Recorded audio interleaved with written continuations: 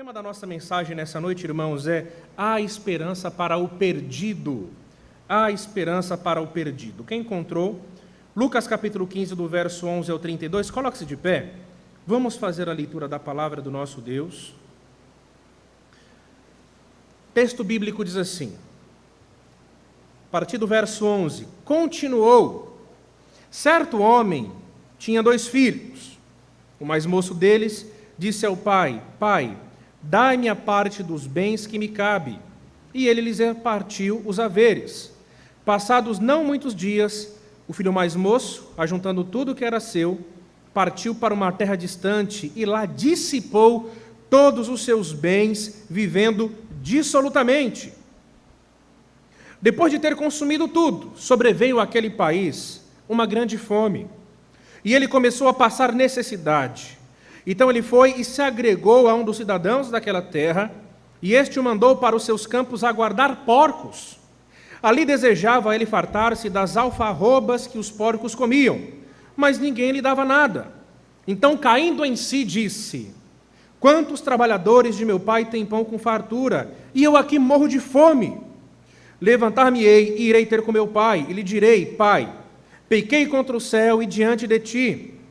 Já não sou digno de ser chamado teu filho, trata-me como um dos teus trabalhadores.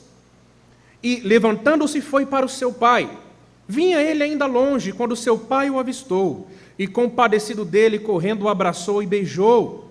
E o filho lhe disse: Pai, pequei contra o céu e diante de ti, já não sou digno de ser chamado teu filho. O pai, porém, disse aos seus servos: Trazei depressa a melhor roupa, vestiu, ponde-lhe um anel no dedo e sandálias nos pés. Trazei também e matai um novilho cevado. Comamos e regozijemo-nos, porque este meu filho estava morto e reviveu, estava perdido e foi achado. E começaram a regozijar-se. Ora, o filho mais velho estivera no campo, e quando voltava, ao aproximar-se da casa, ouviu a música e as danças. Chamou um dos criados e perguntou-lhe que era aquilo, e ele informou: Veio teu irmão, e teu pai mandou matar o novilho cevado, porque o recuperou com saúde. Ele se indignou e não queria entrar. Saindo, porém, o pai procurava conciliá-lo, mas ele respondeu ao seu pai: Há tantos anos que te sirvo, sem jamais transgredir uma ordem tua, e nunca me deste um cabrito sequer para alegrar-me com os meus amigos. Vindo, porém, esse teu filho, que desperdiçou os teus bens com meretrizes, tu mandaste matar para ele um novilho cevado. Então lhe respondeu o pai: Meu filho, tu sempre estás comigo, tudo o que é meu é teu. Entretanto, era preciso que nos regozijássemos e nos alegrássemos, porque este teu irmão estava morto e reviveu, estava perdido e foi achado. Amém. Curve a sua fronte, vamos orar. Pai Santo, há alguns domingos atrás, nós estudamos aqui na nossa escola bíblica dominical o teu atributo, Pai, do amor. E aqui, ó Pai amado, nós pensamos um pouquinho naquilo que a Tua palavra ensina a respeito do Teu amor pelo Teu povo, Senhor. E de maneira especial pedimos para que abra o nosso entendimento nessa noite e nos ajude, Deus, a compreender um pouco mais desse Teu maravilhoso amor, ó Deus, pelo Teu povo.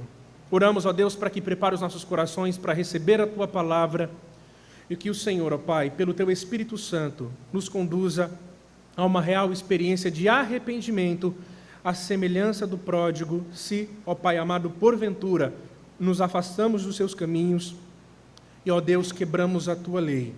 Pedimos em nome de Jesus, ó Deus, que a Tua palavra nessa noite encontre guarida em nossos corações e que o Senhor seja mais uma vez glorificado com a exposição da Tua palavra. É assim que oramos em nome de Jesus. Amém.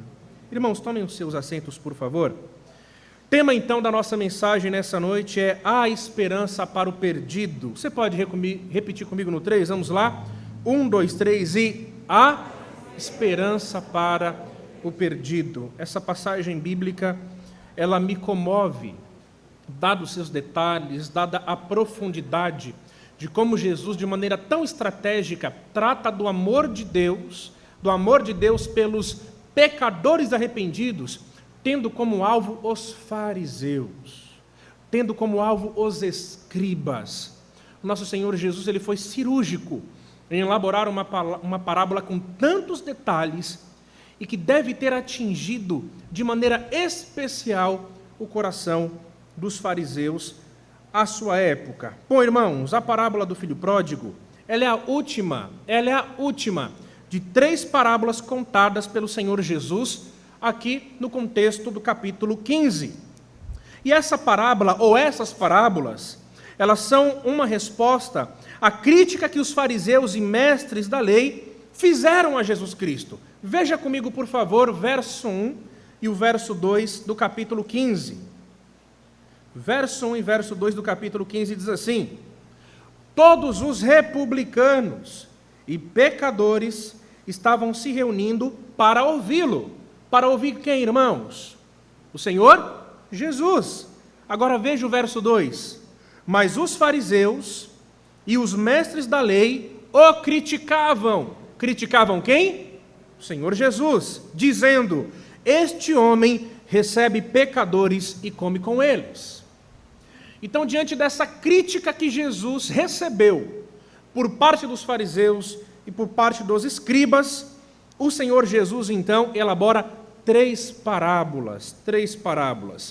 Importante, então, irmãos, entender algo fundamental para compreender as 3 parábolas.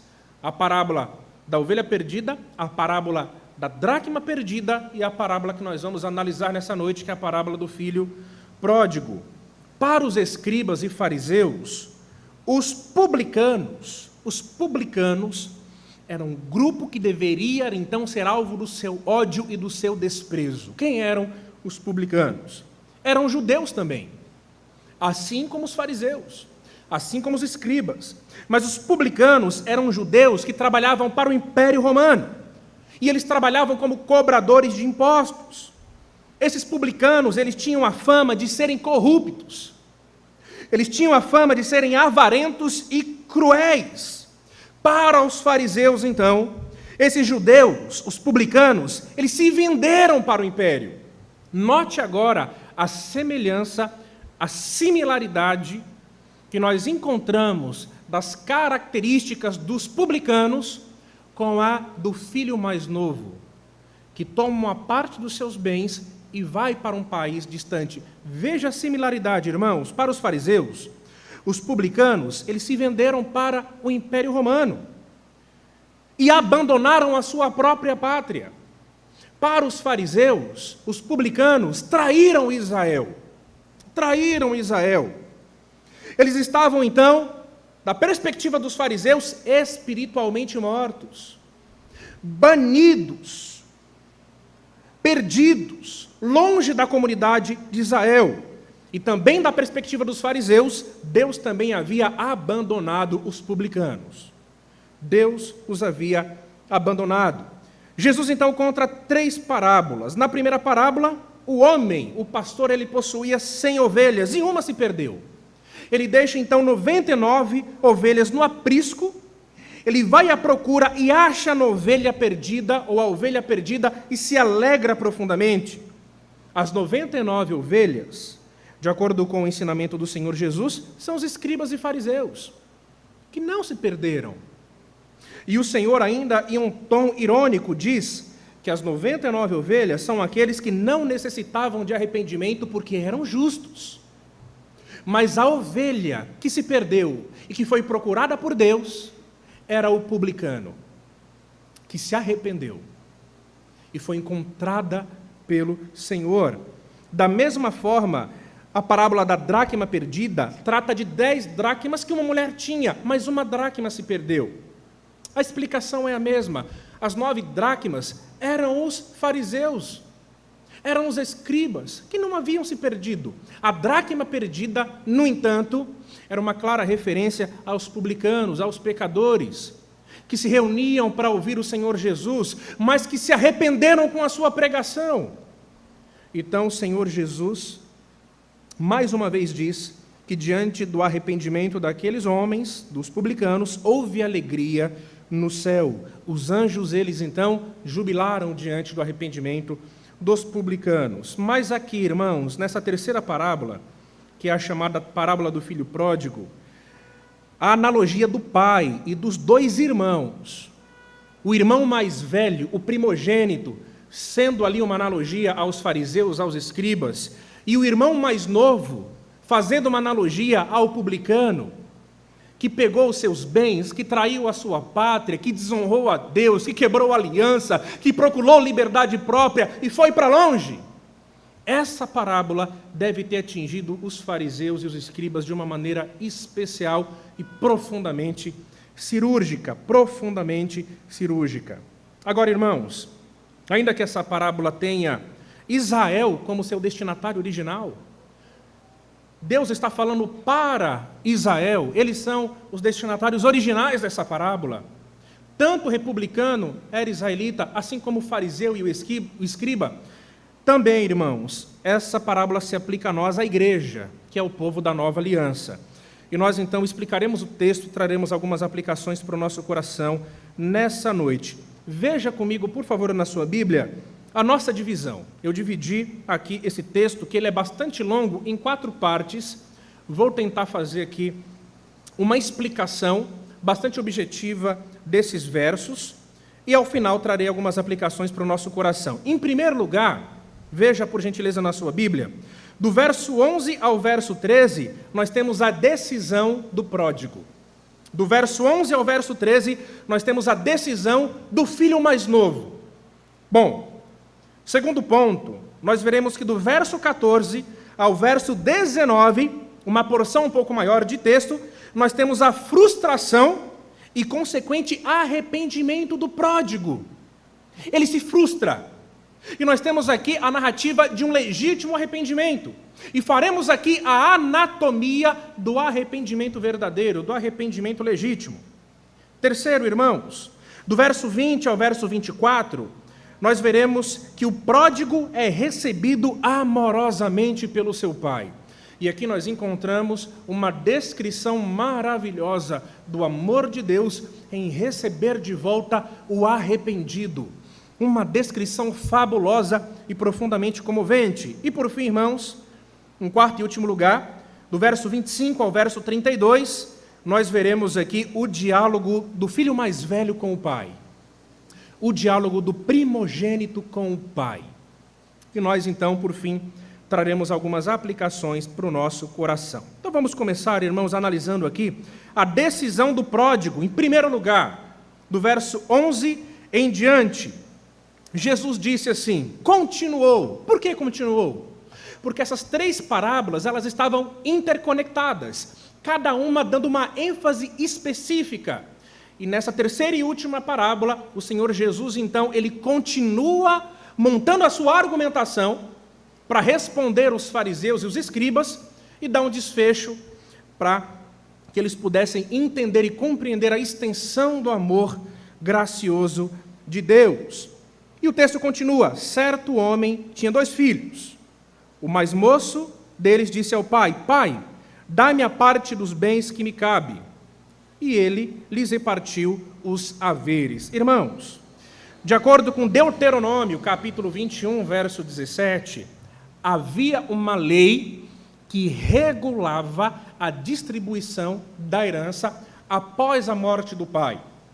De acordo com Deuteronômio capítulo 21, verso 17, o filho mais velho, o primogênito, ele tinha o direito de 2/3 da herança do seu pai.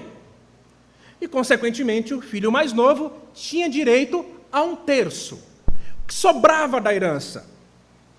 Sabendo disso, então, o filho mais novo, ele pede para que seu pai lhe dê o que lhe cabe da herança. Agora veja, irmãos, conquanto a prática habitual era o repasse da herança após a morte do pai, essa era a prática habitual.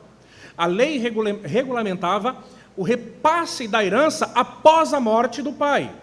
Conquanto essa fosse a prática habitual, documentos judaicos antigos, como por exemplo a Mishnah, registram que os filhos poderiam pedir antecipadamente a sua parte da herança. Não era comum.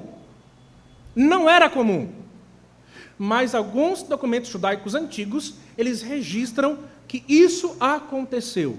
Alguns filhos, então, eles poderiam pedir antecipadamente sua parte da herança. No entanto, irmãos, essa prática de pedir antecipadamente a parte da herança, enquanto o pai estava vivo, era uma grande afronta ao pai. Era uma grande desonra ao pai.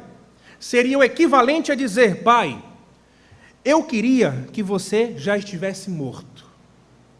Eu queria que você já estivesse morto. Então, desejar de maneira antecipada a parte que lhe cabia da herança seria o mesmo que desejar a morte do pai. Era um pedido completamente desonroso, absolutamente desonroso. Mas o texto continua. Passado não muitos dias, o filho mais moço, ajuntando tudo o que era seu. Verso 13. Aqui nós temos algumas lições interessantes. Alguns dias foram necessários para que o pai calculasse o valor da herança e fizesse a devida repartição dos bens. Não foi algo imediato. Pai, eu quero a parte que me cabe da herança. Toma. Não. Não era assim. Foi necessário alguns dias para que o pai, então, calculasse o valor e fizesse a repartição justa dos bens. Enquanto eu estudava esse texto, eu consultei um comentarista que eu gosto muito, que é William Hendrickson, e ele questionou algo interessante. O questionamento dele foi o seguinte: será que o pródigo levou em conta que estava causando uma profunda dor em seu pai? E que tipo de insulto isso significava para ele? Óbvio que é um tipo de questionamento que procura fazer uma análise psicológica da parte do pai. No entanto, o que nós vemos aqui a partir de uma exegese simples do texto é que o filho, ele queria a sua satisfação pessoal. Não havia, pelo menos do que o texto indica, nenhuma consideração em relação àquilo que o pai poderia sentir, a sua desonra, se ele poderia estar se sentir profundamente ofendido, enfim. O texto, ele enfatiza essa busca por satisfação pessoal, essa busca por entregar-se a uma liberdade restrita, por se desconectar da paternidade e por viver uma vida sem restrições. É isso que o texto enfatiza. Então, tentar especular um pouco mais sobre isso seria um pouco perigoso. Mas o ponto é, irmãos, que o texto vai dizer que, ajuntando tudo o que era seu, partiu para um país distante. Ou seja, o jovem, ele nada deixou ali que servisse de âncora para trás. Ele pegou tudo que era seu e partiu para um país distante, um país longe. E ele queria se ver, então, livre, de limites impostos pela paternidade. E uma vez indo para longe de quem ele conhecia, ele poderia se entregar aos desejos do seu coração. Longe do seu pai, longe da sua nação, longe de quem ele conhecia, ele podia fazer o que ele bem queria. Ele podia se entregar aos desejos mais íntimos do seu coração. Não apenas isso, o texto continua dizendo que ele partiu para uma terra distante e lá dissipou todos os seus bens. Dissipou todos os seus bens, vivendo dissolutamente. Bom, irmãos, o desejo do jovem era o absoluto rompimento com a sua nação. Lembrem-se, quando nós estivermos falando do jovem, do publicano, que era alvo da crítica do fariseu, que rompeu o seu relacionamento com Israel, que tornou-se funcionário do Estado romano, que de maneira corrupta, abusiva e de maneira violenta cobrava impostos injustos do povo judeu, e tudo por apego ao dinheiro, por amor ao dinheiro. A analogia aqui, ela é muito clara, muito clara. Esse jovem, então, ele, nesse absoluto rompimento com a nação e com seus familiares, vai, então, para uma terra distante, uma terra muito longe. Agora, irmãos, essa prática, esse comportamento desse jovem, era absurdo para um judeu. Difícil de ser digerido por um judeu, porque para um judeu, Israel tinha o seu apreço. Um judeu, ele tinha forte apreço pela sua própria nação e pela sua própria raça, mas esse jovem nada quer saber disso. Ele abandona os seus patrícios, a sua família, a sua nação.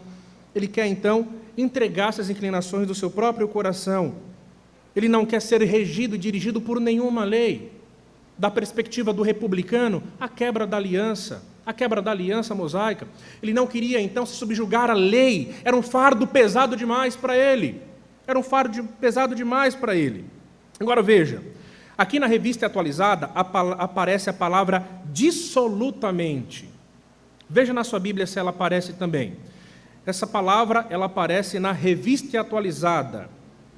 O texto vai dizer no final que ele vivia dissolutamente. Essa palavra, irmãos, no grego, é asotos, que significa agiu de forma esbanjadora e desenfreada em imoralidade e gastos.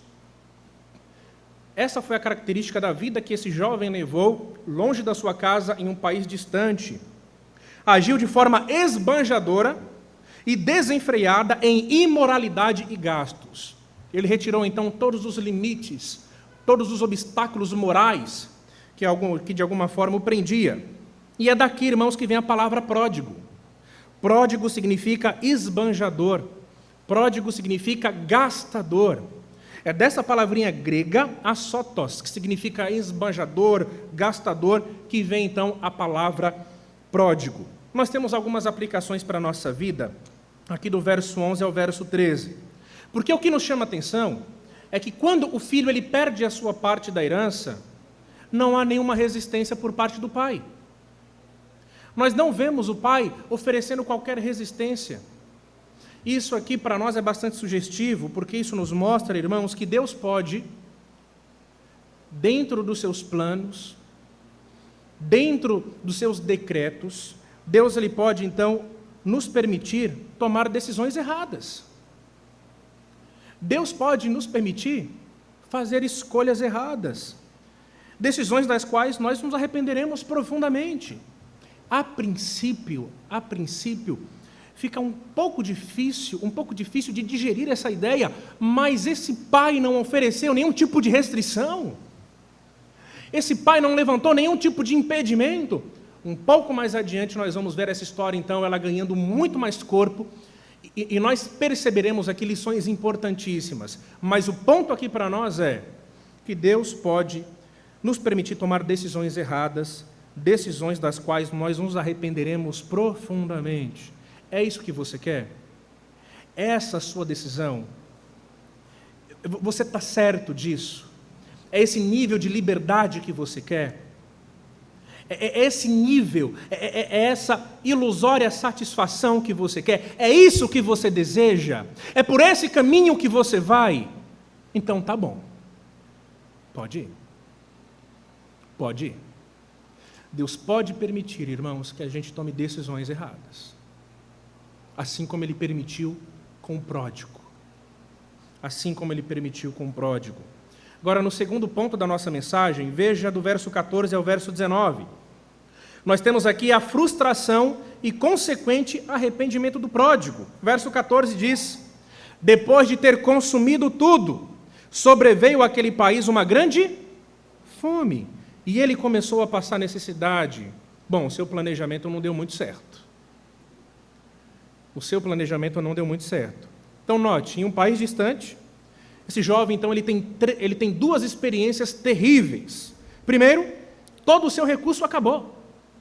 Toda a parte da herança que lhe cabia, que ele tinha recebido do seu pai, acabou. E segundo, de maneira irônica, uma grande fome atingiu o país. Aquele jovem, então, ele visava a felicidade irrestrita. A felicidade restrita. E ele tinha o que, da sua perspectiva, lhe daria felicidade plena. Ele tinha recurso, ele tinha liberdade, e ele estava longe dos olhos de qualquer pessoa. Ele podia fazer o que ele bem quisesse, e esbanjar o seu dinheiro, e se entregar aos desejos mais profundos do seu coração. Ele tinha diante dele o ideal ilusório de felicidade. Mas ele não contou com uma coisa. Ele não contou com a realidade. Ele não contou com a realidade. E qual é essa realidade? O sofrimento é uma experiência da qual nós não podemos escapar. O sofrimento é uma experiência da qual nós não podemos escapar. E ele teve que lidar com o sofrimento. E ele teve que lidar com um profundo sofrimento. Eu lembro-me, irmãos, de um rapaz no meu local de trabalho que ele disse assim: olha, o meu pai me ensinou algo muito importante. Meu pai me ensinou assim: se for para fazer uma coisa errada, veja bem, Se for para fazer uma coisa errada, que você faça bem feita, mas que você faça bem longe. E aí eu fiquei pensando, isso é conselho que se dá para filho? E irmãos, pasmem vocês, esse meu colega de trabalho seguiu muito bem o conselho do seu pai e traiu a sua esposa.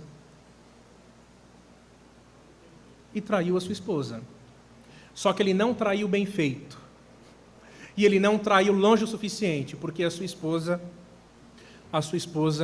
tomou conhecimento. Mas o que as pessoas querem é se entregar, né? O homem, da perspectiva do pródigo, que tem o seu coração inclinado, né, para a sua própria satisfação pessoal, ele quer se entregar aos seus mais profundos desejos, mas ele não quer ser visto. Ele não quer ser conhecido. Ele quer distância. Ele quer liberdade. Mas da perspectiva aqui do pródigo, isso não deu muito certo.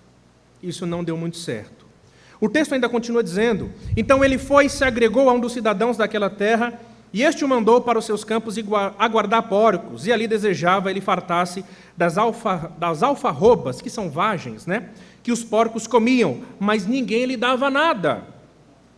Veja aqui, irmãos, a ironia. Veja a ironia da parábola até esse ponto. Um judeu jovem,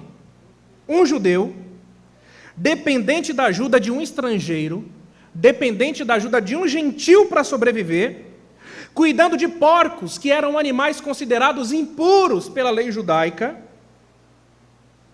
Inclusive, há um ditado rabínico que diz: maldito o homem que cuida de porcos. Maldito o homem que cuida de porcos. Note, irmãos, note a ironia desse texto. E até os porcos comiam melhor que aquele jovem. Que experiência humilhante ele teve. Ele lidou com um nível de humilhação e um nível de sofrimento incalculáveis. Agora eu quero chamar a sua atenção para o verbo que aparece aqui, o verbo agregou, né?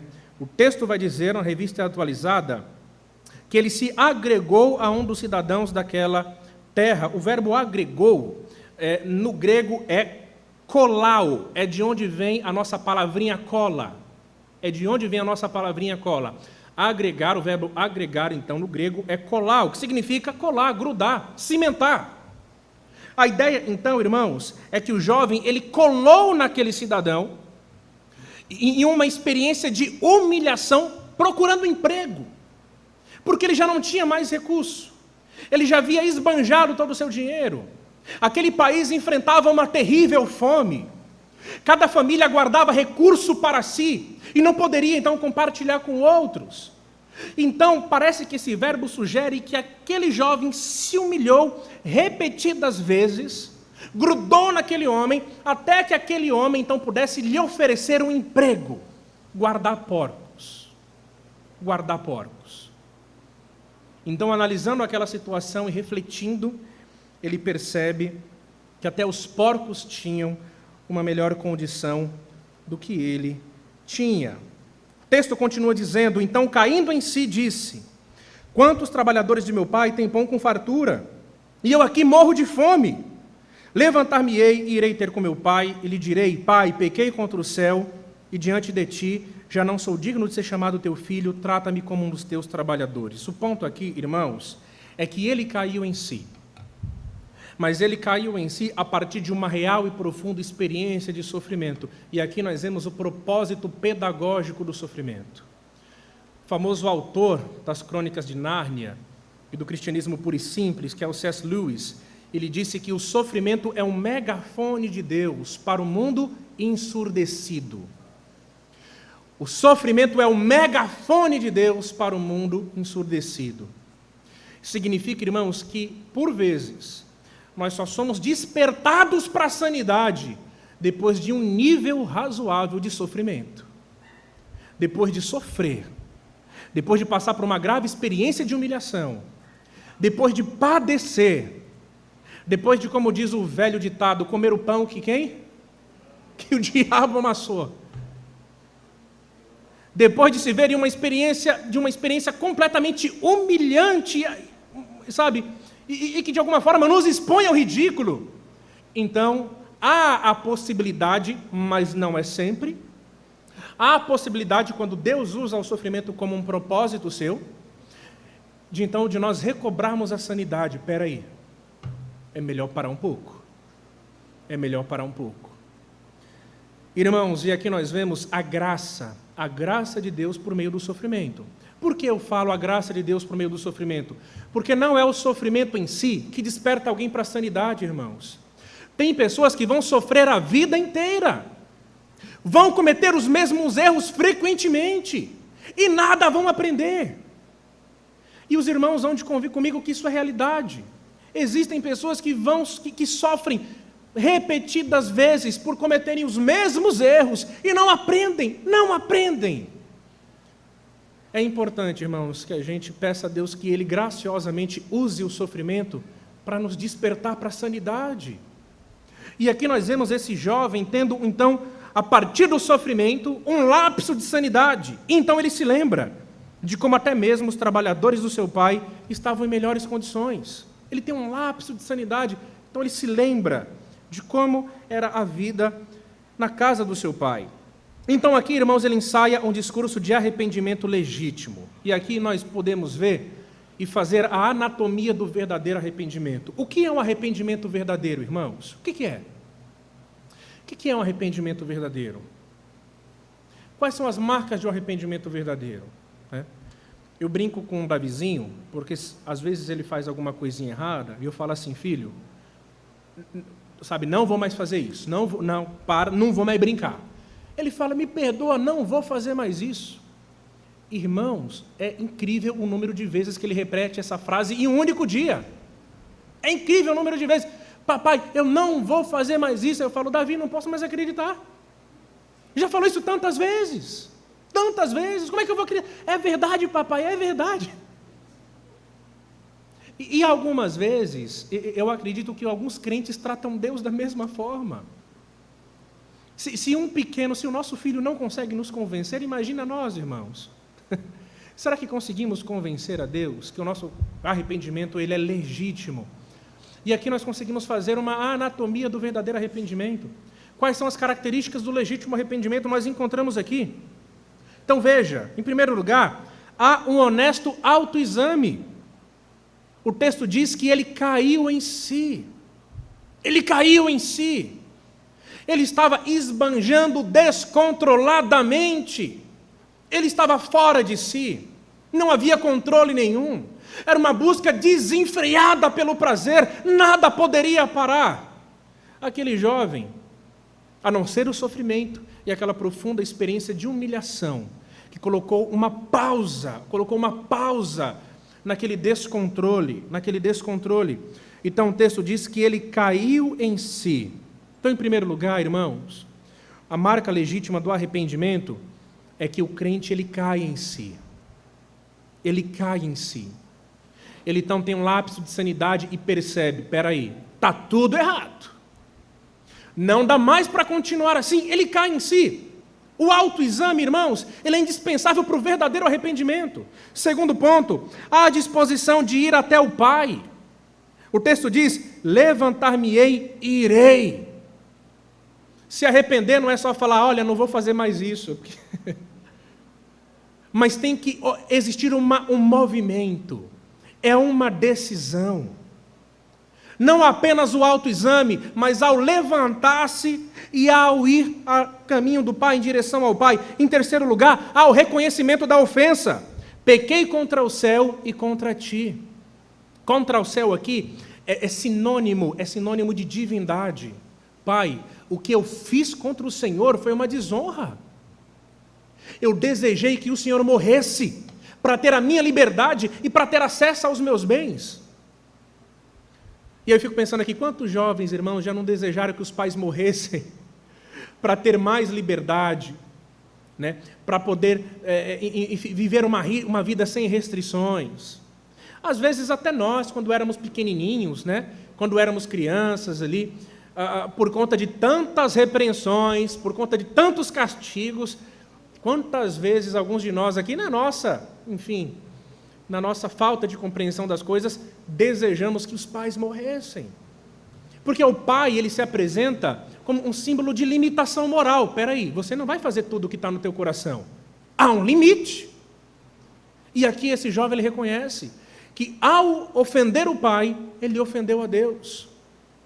Então, irmãos, no verdadeiro arrependimento, há o reconhecimento da ofensa. Há o reconhecimento da ofensa. Em quarto e último lugar, há um ato de humilhação. Há um ato de humilhação.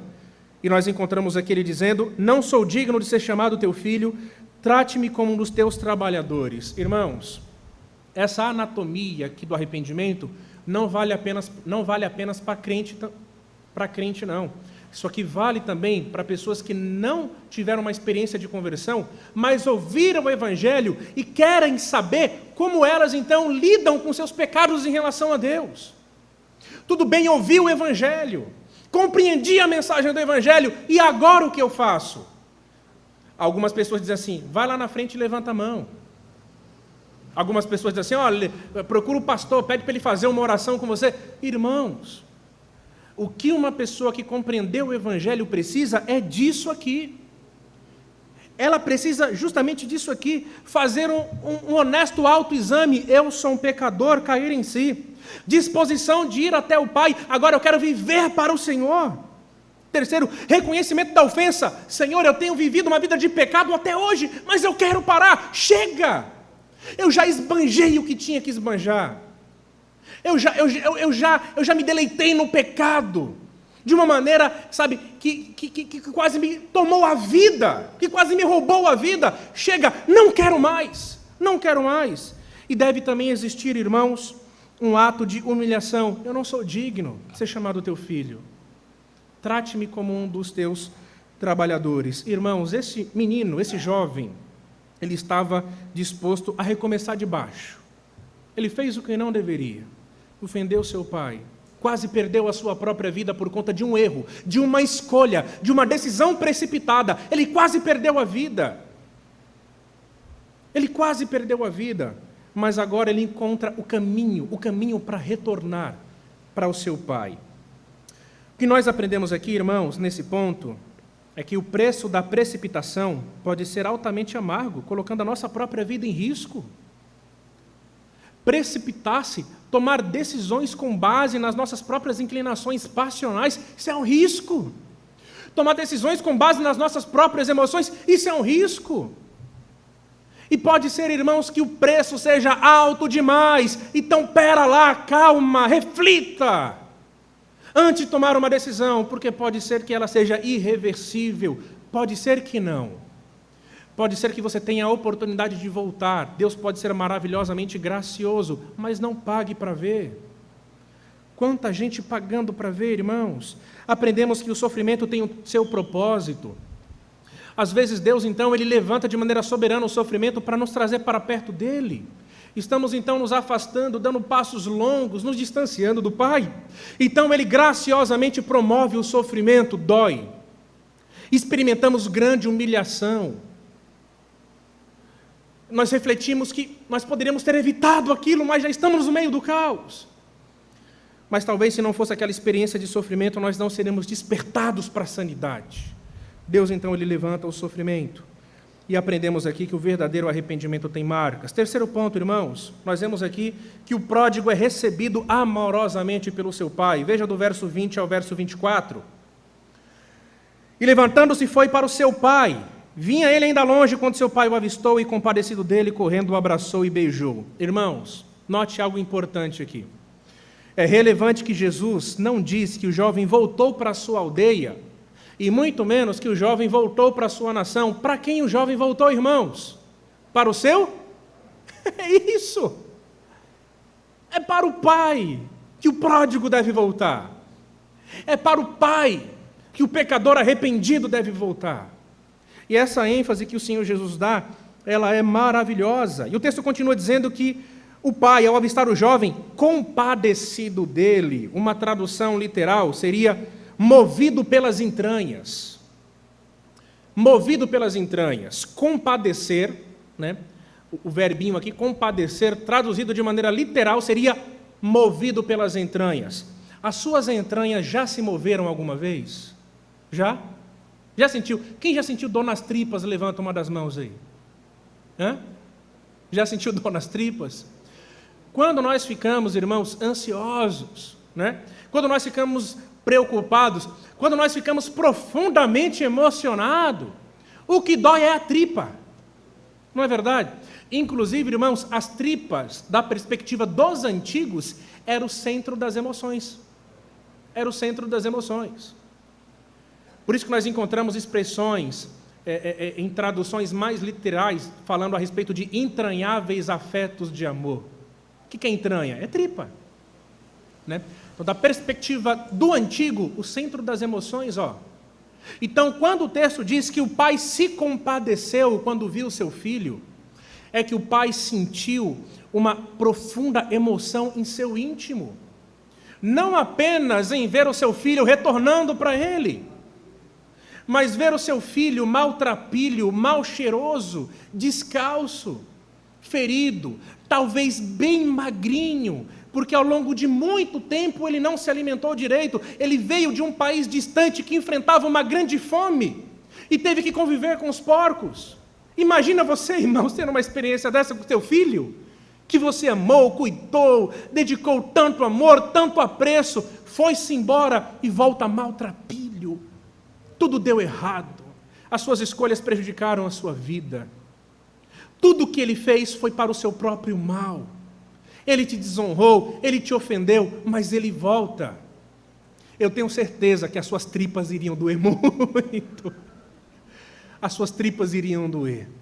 Então o pai compadeceu-se do seu filho, movido no seu íntimo de entranháveis afetos. Entranháveis afetos. O pai, então, irmãos, demonstra um comportamento bastante estranho para um judeu com uma idade avançada.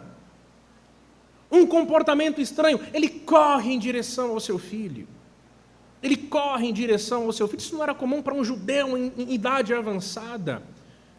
Mas ele corre demonstrando absoluta sinceridade. Absoluta sinceridade. E nós encontramos aqui o texto dizendo que o abraçou e o beijou. Irmãos, a palavra grega para beijou aqui é uma palavra bem difícil, é katefiselen. Katefiselen, que significa beijar repetidas vezes, beijar ternamente.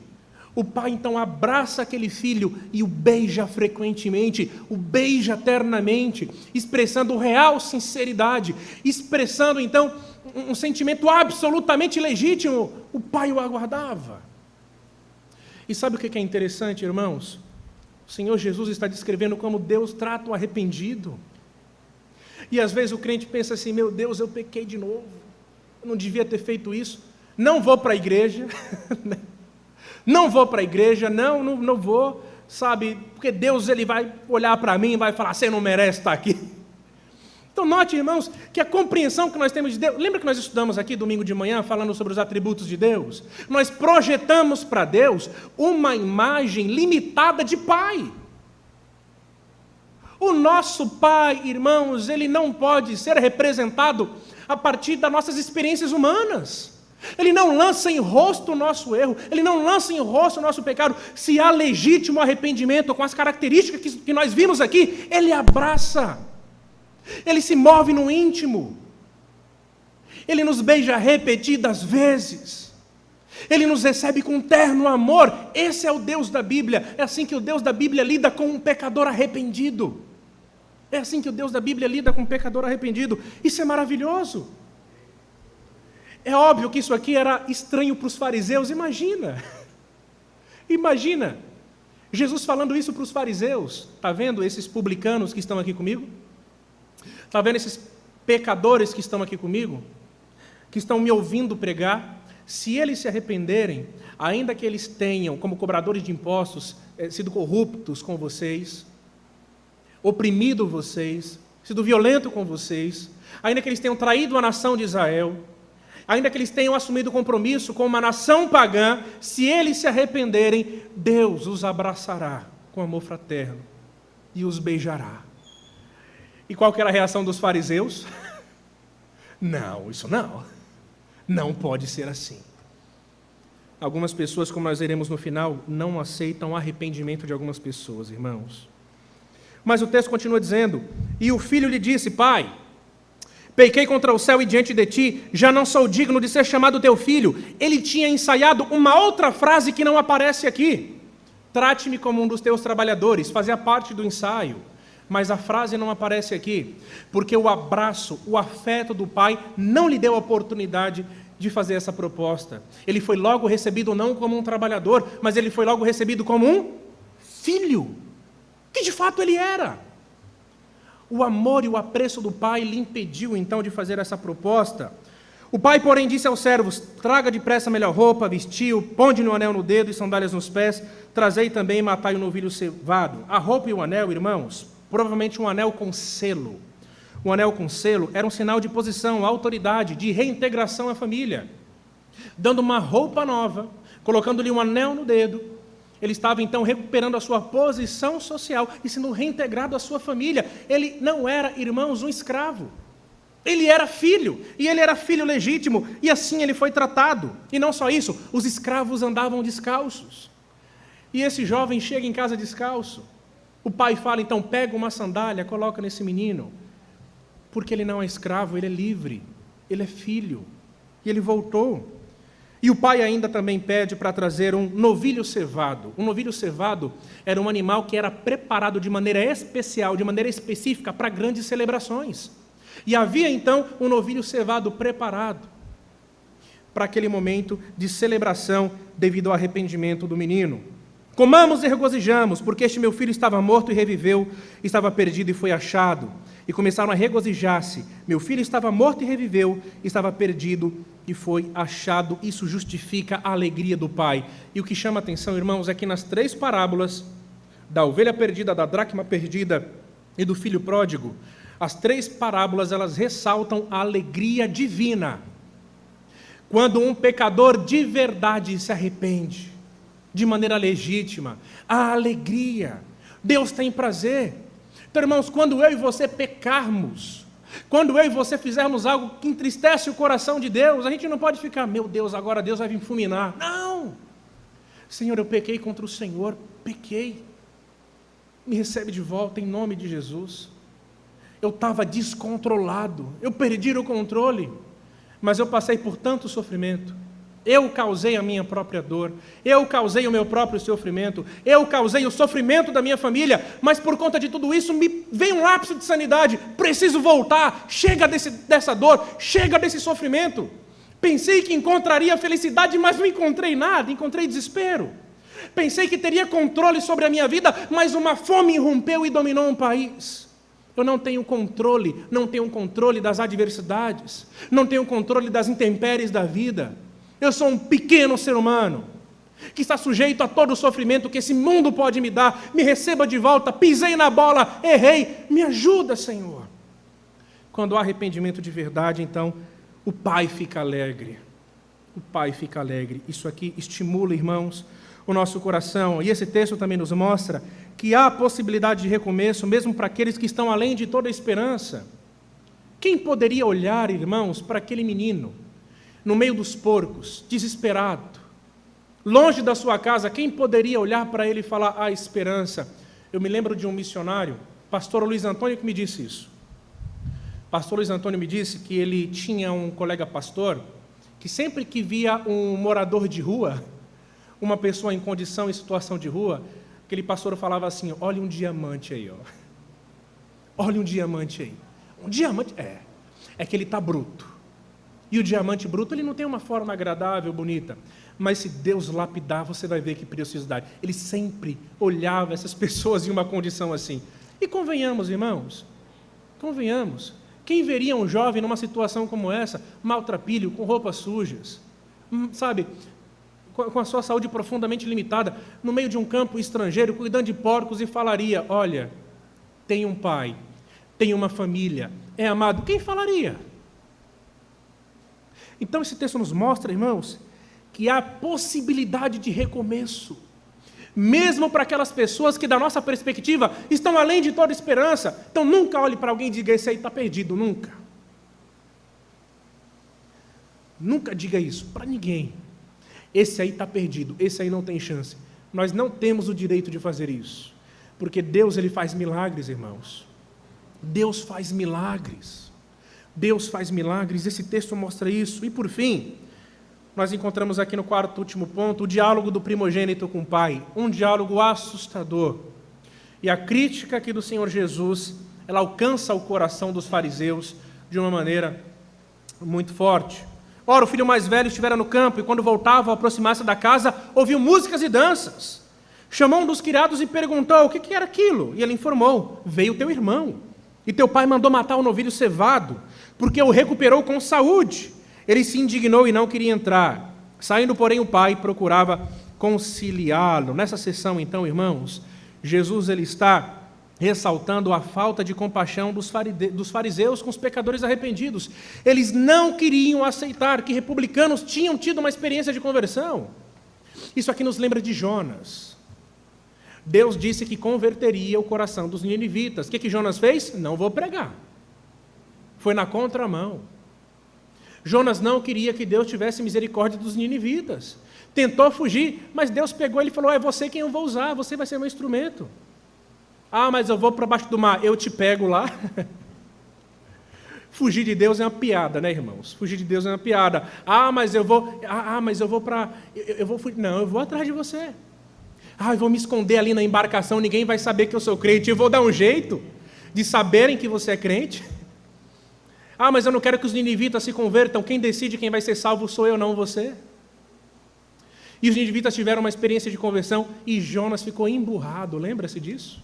Está vendo, Senhor? Eu falei que o Senhor é um Deus misericordioso.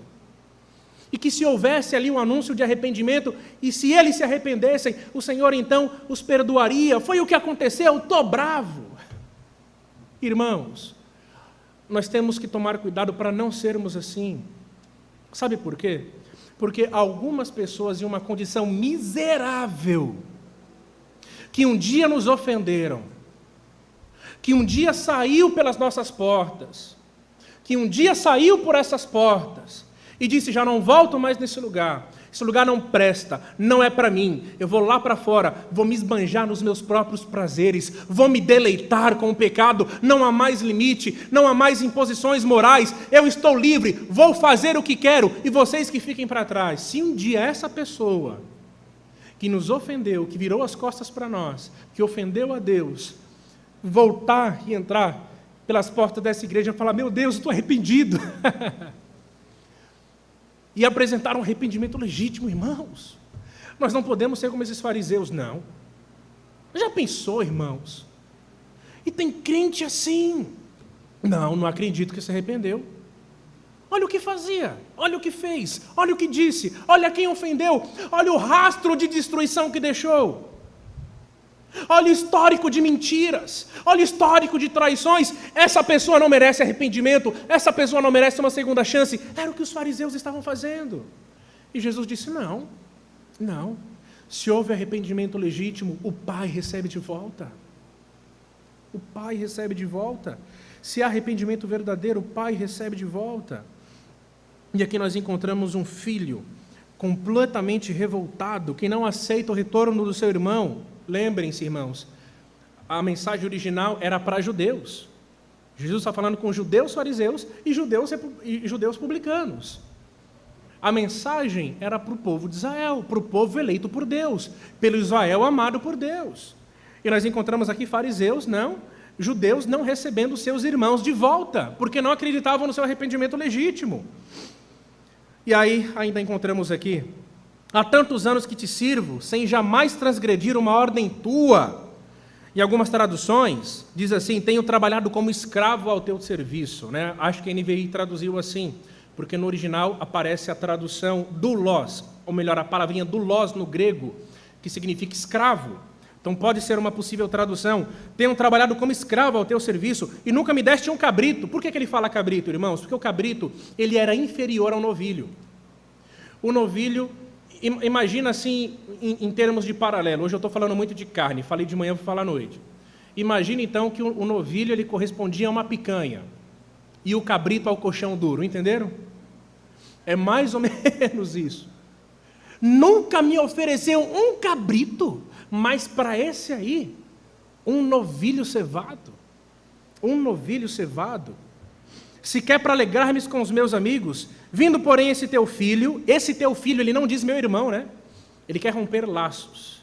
Vindo, porém, esse teu filho, e note que aqui ele não se refere ao pai como pai ou como senhor. Ele sempre vai dizer teu filho. Ele sempre vai dizer aqui tu, né? Que era uma forma desrespeitosa para se referir ao pai. Então aqui ele já mostra falta de respeito para com seu pai, né? Que desperdiçou os teus bens com meretrizes, tu mandaste matar para ele um novilho cevado. E aqui, irmãos, nós encontramos essa dura crítica aos fariseus. Por quê? Em primeiro lugar, os fariseus eram justos aos seus próprios olhos. É isso que Jesus está tentando ressaltar para eles. Eles eram justos aos seus próprios olhos. Há tanto tempo que eu te sirvo. Não transgredi nenhuma lei. Servi como escravo. Eles eram justos aos seus próprios olhos. Eles se autoavaliaram e chegaram à conclusão de que eles eram bons, de que eles eram justos. Segundo, eles esperavam tratamento especial de Deus. Um cabrito. Te sirvo há tantos anos. Alguns crentes parece que esperam tratamento especial de Deus, né? Senhor, eu te sirvo há tantos anos, mas o irmãozinho teve uma experiência de conversão, o Senhor já abençoou com o carro, já pensou? Eu te sirvo há tanto tempo, eu estou na tua presença há tanto tempo, mas aquele irmão lá, aquela irmã lá, está vivendo um momento tão maravilhoso no casamento, enquanto o meu casamento está às ruínas. Então, alguns crentes podem achar que merecem um tratamento especial de Deus. Os fariseus, eles queriam sim. E não só isso. Eles eram incapazes de aceitar que Deus poderia perdoar pecadores, e eles avaliavam os outros à luz do seu próprio comportamento. Irmãos, toma cuidado com isso. Nós não podemos avaliar o outro à luz do nosso próprio comportamento. O quê? Aquele irmão, ele teve um problema com esse determinado pecado, sendo que eu nunca tive? Nunca avalie o outro à luz do seu próprio comportamento. Você pode ser forte numa área, mas você pode ser fraco em outra. Você pode se vangloriar de permanecer firme numa área na sua vida, mas você pode tomar uma queda significativa em outra. Então, nunca avalie ninguém à luz do seu próprio comportamento, à luz de experiências de experiências que você passou e foi vitorioso. Nunca diga, olha, está vendo, eu ganhei, eu fui vitorioso. Como que ele pode perder? Fraco. Não podemos fazer isso. E a crítica de Jesus é para eles. Por fim, irmãos, então ele respondeu ao pai, meu filho, tu sempre está comigo. A satisfação daquele filho deveria ser a presença do pai. O pai sempre esteve com ele. Tudo que é meu é teu. Entretanto, era preciso que nós nos regozijássemos e nos alegrássemos, porque o teu irmão estava morto e reviveu, estava perdido e foi achado. Irmãos, para o pai, os dois eram filhos. E aqui Jesus ressalta o amor de Deus pelo Israel orgulhoso, que era incapaz de aceitar a manifestação do amor de Deus pelos seus irmãos em pecado, pelos seus irmãos que se afastaram e quebraram a aliança. O Israel orgulhoso sempre teve de tudo, mas não conseguia reconhecer a extensão das bênçãos de Deus sobre eles. Mas os publicanos e pecadores que ouviram Jesus e se arrependeram foram aceitos amorosamente por Deus. Algumas aplicações finais. Em primeiro lugar, como nós já falamos, Deus nos permite tomar decisões erradas, decisões das quais nos arrependeremos amargamente. Nossa oração deve ser, Senhor, não me deixe tomar decisões precipitadas. Às vezes nosso coraçãozinho quer uma liberdade ilusória, né? Nós projetamos no nosso imaginário um cenário onde nós seremos profundamente alegres se ninguém estiver enchendo nosso saco. Se não tiver ninguém no nosso lado para ficar nos incentivando, faça isso, deixe fazer aquilo. Toma cuidado, irmãos.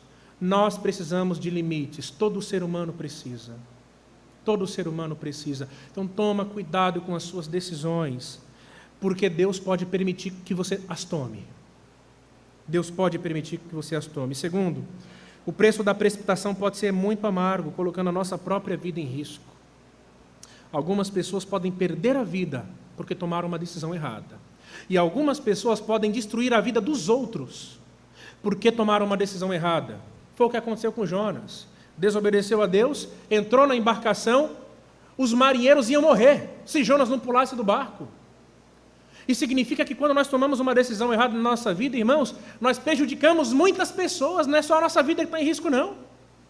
Se eu errar, se eu falhar, não vai ser só eu não que vou correr o risco. Quem estiver pertinho de mim vai beber também de maneira amarga desse cálice de erro. Vai beber.